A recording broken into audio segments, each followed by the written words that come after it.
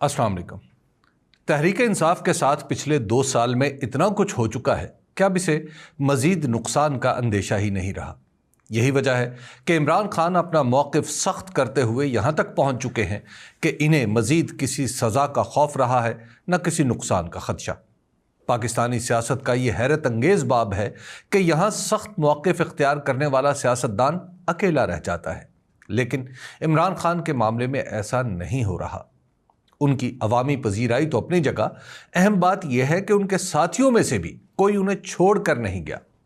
जिस सूरत हाल का सामना इस वक्त इमरान खान को है, उनकी जगह कोई भी हो तो सूबे में अपनी हुकूमत तब्दील न कर सके, मगर उन्होंने अली अमीन गंडापुर की जगह सुहेल आफरीदी को खैबर पख्तूनख्वा का वजीर आला यूं बनवा दिया कि सूबाई असम्बली में उनका एक रुकन भी ताकत के सामने सरनगू नहीं हुआ। सुहेल आफरीदी की वजारत आला ने वही नताइज पैदा किए जो इमरान खान चाहते थे। आसमान तल्ख हुआ और पेशावर में इस तलखी का बरमला इजहार भी किया। पहले तहरीक इंसाफ इस तरह के मौके पर हालात को ठंडा करने की कोशिश करने लगती थी, मगर अब ऐसा कुछ भी होता दिखाई नहीं देता। गोया इस तब्दीली के साथ ही उनकी जमात ने भी वही जारहाना रवैया अपना लिया जो उनके कायद ने अपना रखा है। इमरान खान तो पहले से ही रद्द अमल से बेनियाज होकर आगे बढ़ रहे थे, अब तहरीक इंसाफ भी यकसुई के साथ उनकी हम कदम है। कौमी असम्बली, सेनेट और पंजाब असम्बली की कायमा कमेटियों के इस्तीफे के साथ सुहेल आफरीदी जैसे नौजवान को खैबर पख्तूनख्वा की वजारत आला पर फाइज करने का मतलब है कि तहरीक इंसाफ सुलह सफाई के रास्ते बंद करती जा रही है। खैबर पख्तूनख्वा में दहशतगर्दी के खिलाफ ऑपरेशन और अफगानिस्तान पर इसका मौक़िफ़ आसमान से मुख्तलिफ ही नहीं, मुतज़ाद है। ये दोनों इतने नाजुक मामलात हैं कि माजी में इनकी वजह से मरकज़ी हुकूमतें बदल जाती रही हैं। सूबाई हुकूमत का तो जिक्र ही क्या। इमरान खान इसके बावजूद अपने मौक़िफ़ पर जमे हैं तो इससे 2 सियासी मतलब अखज़ किए जा सकते हैं। एक ये कि वो ख़ुद को मजबूत समझकर आगे बढ़ रहे हैं, और दूसरे ये कि उनके नज़दीक हुकूमती बंदोबस्त में ऐसी कमज़ोरी पैदा हो चुकी है जो सियासी मैदान में इसकी शिकस्त का बाइस बन जाएगी। जहां तक मैदान का ताल्लुक है तो इमरान खान और तहरीक इंसाफ की सियासी हैसियत का अंदाज़ा करना मुश्किल नहीं। किसी भी साफ शफाफ इंतखाब में वोट इमरान खान के नाम पर ही पड़ेगा। ये वोट सिर्फ खैबर पख्तूनख्वा तक ही महदूद नहीं, बल्कि बाकी सूबों में भी तहरीक इंसाफ सहूलत के साथ मैदान मार लेगी। ये सूरत हाल आर्जी नहीं, बल्कि आइंदा तवील अरसे तक पाकिस्तान की सियासत इमरान खान के गिर्द ही घूमती रहेगी। उनके सियासी हरीफ आसमान के जोर पर कोई नताइज पैदा कर लें तो कर लें, उनकी अपनी सियासी हैसियत माजी का हिस्सा हो चुकी है। तहरीक इंसाफ वोट के हवाले से इतनी आगे निकल चुकी है कि हुकूमत के करीब तरीन लोग भी अपनी बेबसी का इजहार करने लगे हैं। रहा इस निज़ाम के ज़ौफ़ का आलम तो वफाकी हुकूमत की वाहिद ताकत आसमान की मेहरबानी और पुश्त पनाही के सिवा कुछ नहीं। इतनी भी नहीं कि वज़ीर आज़म खैबर पख्तूनख्वा के वज़ीर आला की मुलाकात ही इमरान खान से करा सके। इस पर भी उन्हें कहना पड़ा, पूछ कर बताता हूँ। इसके सियासी असर रसूख का आलम यह है कि बहुत सी बातें जो सुहेल आफरीदी से बाआसानी कही जा सकती हैं, उनके लिए भी अकाबिर को खुद जहमत करना पड़ रही है। यह हिजाब उठा है तो ऐसा उठा है कि सभी कुछ सभी को दिखाई दे रहा है। इस हुकूमत का दावा था कि ये एक सफ़े पर आकर मईशत ठीक कर लेगी। ये दावे हर 3 महीने बाद IMF हवा कर देता है। बाकी असलियत मुल्क भर में हर बाजार की हर दुकान पर हर लम्हे आया होती है। किसान के खिरमन बेकीमत होने के बाद सनतें भी यके बाद दीगरे बंद हो रही हैं।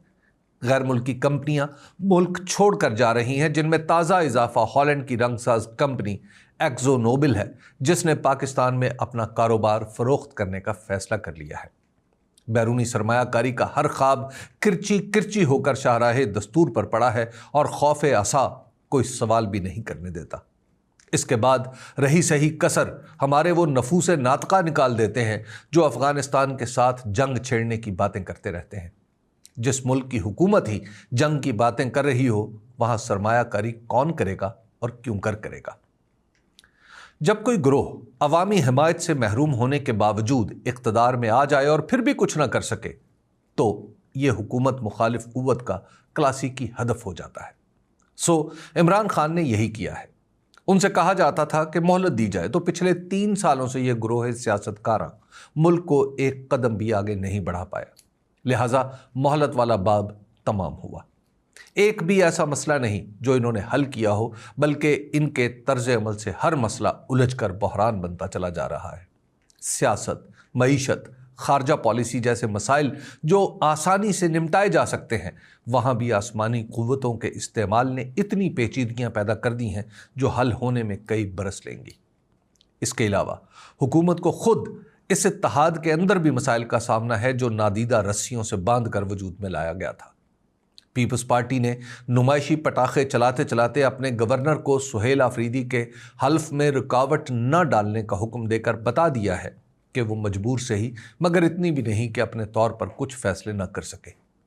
مولانا فضل الرحمان جو حزب اختلاف میں بیٹھ کر بھی حکومت کے خیر خواہ ہیں، مجبور ہو کر اسلام آباد آنے کی دھمکی دے رہے ہیں۔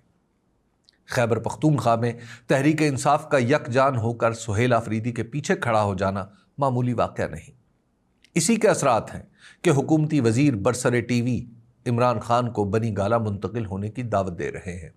سو ان تمام عوامل کو سامنے رکھ کر ہی عمران خان پیش قدمی کرتے دکھائی دے رہے ہیں۔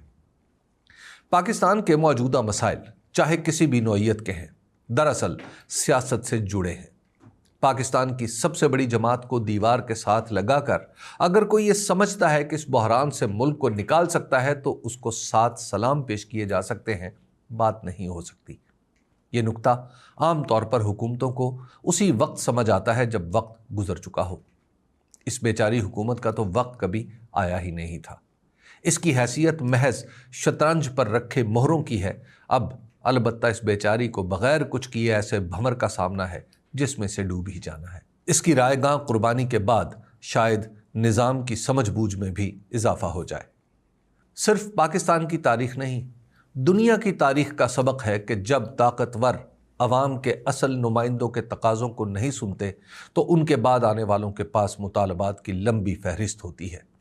پہلے والے ہر تقاضے پر رعایت دینے کے لیے تیار ہوتے ہیں، ان کے بعد والے ہر مطالبے کو حرز جان بنا لیتے ہیں۔ سو اب یہی ہونے والا ہے۔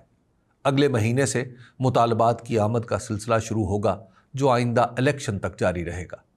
ہر مطالبہ پہلے سے بڑا ہوگا اور مطالبات پر وہ کیفیت پیدا ہو جائے گی جسے انگریزی میں سٹیل میٹ اور اردو میں تعطل کہا جاتا ہے۔ یہی تعطل پاکستان کے سیاسی بحران کی اگلی شکل ہوگا۔ بہت سو کو علی امین گنڈا پور اور بیرسٹر گوہر کی باتیں یاد آئیں گی، لیکن کچھ نہیں ہو سکے گا۔ شکریہ۔